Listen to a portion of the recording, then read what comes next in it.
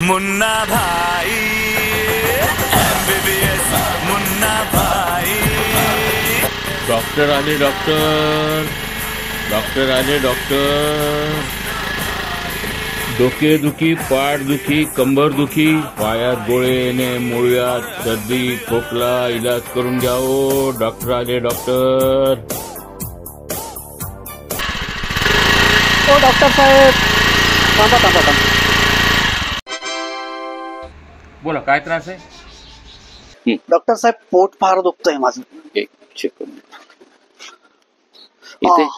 हो, इथेच इथे? इथेच। एक्सरे काढावा लागेल। काढा मग।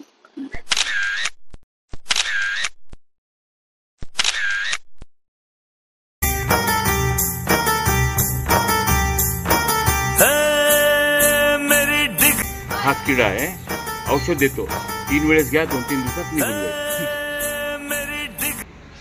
ठीक आहे, सकाळ दुपार संध्याकाळ 3 वेळेस घ्या। हो डॉक्टर साहेब। बोला, काय त्रास आहे? डॉक्टर साहेब, जेवण केल्यावर भूकच लागत नाही बघा। हे बघा, गोळ्या देतो, एक रात्री झोपल्यावर घ्यायची आणि एक सकाळी उठायच्या आधी। झोपल्यावर एक, उठायच्या आधी एक। हो डॉक्टर साहेब, या इकडं। बोला, काय काम आहे? मला हे सांगा, तुमचं शिक्षण कुठं झालंय? अहो साहेब, अगोदर माझं शिक्षण फार सोप्या पद्धतीने झालेलं आहे। आजकाल शिक्षण घेणं फार अवघड झालेलं आहे। हे बघा ना, ऑनलाईन, आरक्षण, महागाई, अशा वेगवेगळ्या समस्या आहेत। आजकाल लोकांना सगळं डोरस्टेप पाहिजे, सगळं घरी पोहोच पाहिजे। आता हेच बघा ना, मेडिसिन लोक ऑनलाईन मागवतात, 10%, 20% डिस्काउंट। त्याच्यामध्ये सगळे औषधी डुप्लिकेट येत आहेत। कसं करणार? सगळ्या धंद्याची ऑनलाईनमुळे वाट लागली। आता आम्ही एवढं शिकतो, पैसे खर्च करतो, हॉस्पिटल बांधतो, लोन घेतं, लोक यायला पाहिजे ना पेशंट, एवढ्या लांब कोणी येतच नाही।